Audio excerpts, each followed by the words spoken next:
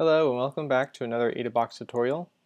This time I've made a color changing RGB LED based on three 10K potentiometers.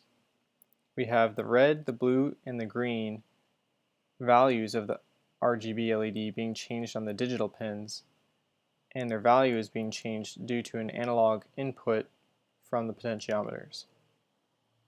We have a quick look at the code.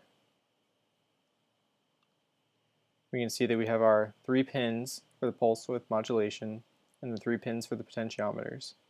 We're going to read these in and then map them and then output them back to the RGB LED. Here's how you set it up.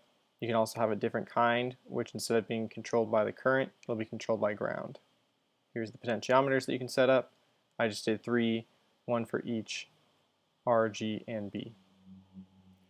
Now I'm going to attempt to change the potentiometer's value. On the left over here we have red. So as I turn this one up, the red value increases.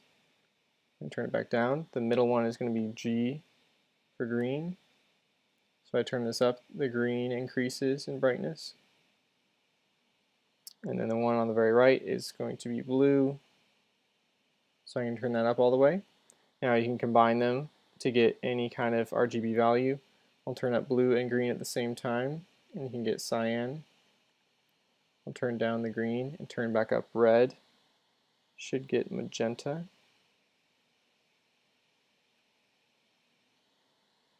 And go ahead and turn back down blue. So we come back to red, and this time I'm going to turn up green. And we should be getting yellow-ish. That's just kind of how you play with color theory here and how you can get your different values from R, G, and B. You turn all 3 of them up. You should be getting white. This is more of like a blue-white because it's an LED.